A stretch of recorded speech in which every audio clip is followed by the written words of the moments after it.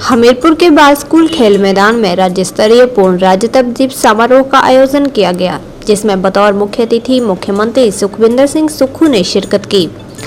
समारोह में पहुंचने पर मुख्यमंत्री सुखविंदर सिंह सुक्खू का भव्य स्वागत किया गया और मुख्यमंत्री सुखविंदर सिंह सुक्खू ने तिरंगा फहराया और मार्च पास्ट की सलामी ली।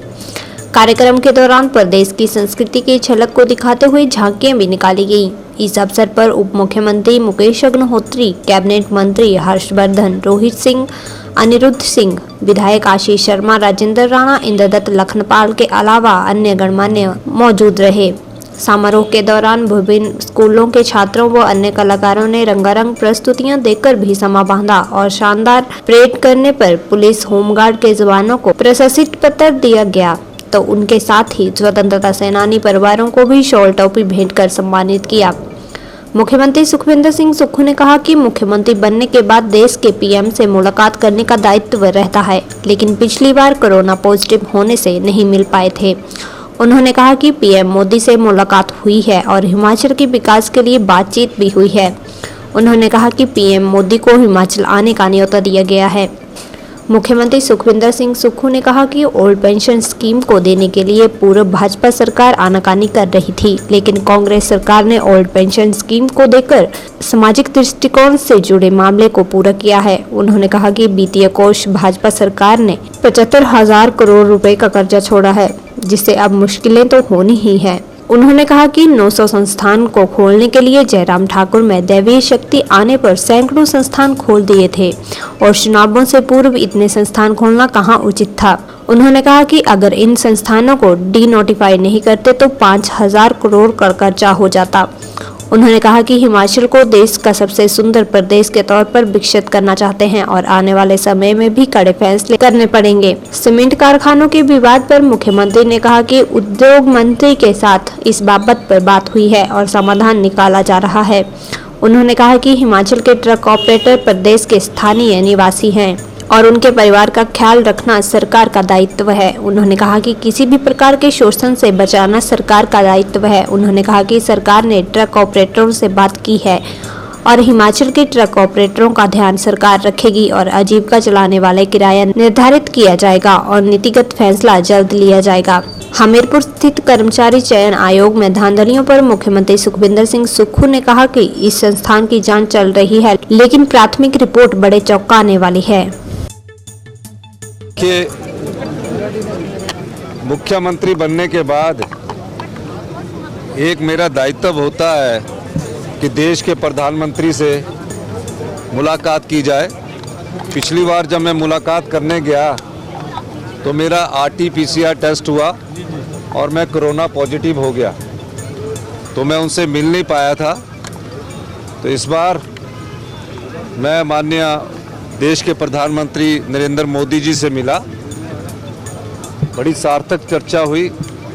वो हिमाचल को जानते हैं और हिमाचल के चप्पे चप्पे से परिचित है।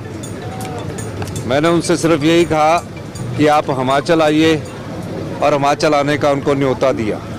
सिर्फ अभी पहली मुलाकात थी और शिष्टाचार मुलाकात थी। जो NPS की बात है, जब अधिकारियों ने हमने ओल्ड पेंशन स्कीम लगानी थी उस समय ये बात आई थी। हमारे पास तो अभी 45 दिन सरकार आए हुए को हुए। मैंने ऐसी गवर्नेंस अपने जीवन काल में कभी नहीं देखी।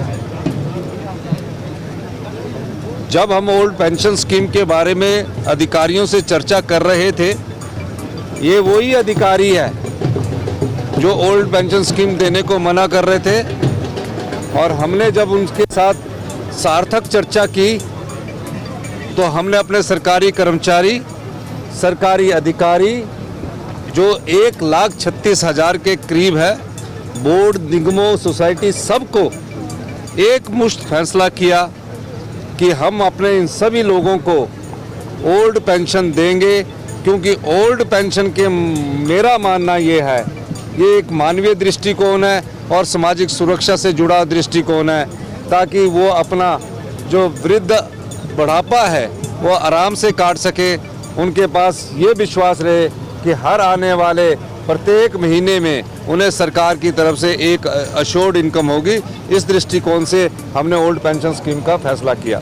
और जो वित्तीय बोझ की बात कर रहे हैं, मैं आपको बताना चाहूँगा कि वित्तीय बोझ तो उन्होंने इतना छोड़ रखा है, 75,000 करोड़ रुपए का कर्जा है, 5,500 करोड़ रुपया जो हमारे सरकारी कर्मचारी रिटायर हो चुके हैं, पेंशन भोगी है, 6th पे कमीशन लागू होने के बाद उनका एरियर बनता है कितना, 5,500, 4,500 करोड़ रुपया जो अधिकारी कर्मचारी अभी कार्यरत है, 6th पे लागू होने के बाद उनका एरियर बनता है। डीए की किस्त दी इन लोगों ने चुनावों से पहले, 992 करोड़ रुपए का एरियर इनका ये बनता है। 900 संस्थान इन्होंने खोल दिए। पता नहीं चुनावों के 6 महीने पहले कैसी जयराम ठाकुर जी में ऐसी देवीय शक्ति आ गई कि जो 75 साल में नहीं हुआ, उन्होंने 6 महीने में 900 संस्थान खोल दिए। अपने 4.5 साल के कार्यकाल में भी उन्होंने 900 संस्थान नहीं खोले। सीएससी कंप्यूटर के सहारे चल रही है। कॉलेज वाटर कैरियर और पीएन के सहारे चल रहे हैं। अगर हम उनको भी डी नोटिफाई ना करते तो 5,000 करोड़ रुपए का और कर्जा होता है। मैंने हिमाचल की जनता से अनुरोध किया है, हमें समय दीजिए। अर्थव्यवस्था को अगर पटड़ी पर लाना है तो तकरीबन 4 साल लग जाएंगे, लेकिन हम अपने फैसलों से उसको जल्दी करने की कोशिश कर रहे हैं। हमारा विश्वास है कि हम हिमाचल को, प्रदेश को एक ग्रीन राज्य के रूप में, एक विकसित राज्य के रूप में, और हिमाचल प्रदेश हिंदुस्तान का सबसे विकसित और सुंदर प्रदेश के रूप में हम विकसित करना चाहते हैं। फैसले करने हैं। अभी सिर्फ 40-45 दिन हुए हैं। आने वाले समय में हमें कड़े फैसले करने पड़ेंगे। हमने कहा है कि सीमेंट कारखाना के जो मालिक है और जो ट्रक ऑपरेटर है, आपसी सहमति बनती है तो ठीक है। उद्योग मंत्री ने हमारी इस पर बातचीत की और कल तक मैं उस पर खुद भी फैसला ले लूँगा कि हमें किस दृष्टिकोण से आगे बढ़ना है। लेकिन मैं एक बात स्पष्ट तौर पर कह देना चाहता हूँ, हिमाचल प्रदेश के जितने भी ट्रक ऑपरेटर हैं वो हिमाचल प्रदेश के स्थायी निवासी है। उनकी आजीविका लोन लेकर, ट्रक लेकर अपने परिवार को चलाने की है। उनके परिवार का ख्याल रखना जितने भी ट्रक ऑपरेटर्स हैं, सरकार का एक दायित्व है। उन्हें किसी भी प्रकार के शोषण से बचाना भी सरकार का दायित्व है। ये वही कंपनियां हैं जो पहले 11 रुपये 41 पैसे किराया देती थी। जब टेक ओवर हुआ तो अभी इसका किराया कम करने की बात आई है। अब पहली बार ऐसा देखने को मिल रहा है कि किराया कम करना पड़ रहा है। हमने ट्रक ऑपरेटर से बात की है। ऐसा भी नहीं हम करेंगे कि सहमति कहीं ना बने, लेकिन मेरा ये मानना है हिमाचल के ट्रक ऑपरेटर्स का ध्यान सरकार रखेगी। हम चाहते हैं कि एक ऐसा अमाउंट ट्रक ऑपरेटर्स के लिए जिससे उसकी जीविका भी चले, उसका लोन भी भरे, उसका परिवार का पालन पोषण भी हो। इस प्रकार का किराया निर्धारित करने का हमारी उद्योग मंत्री ने कोशिश की, लेकिन कहीं सफलता नहीं मिली।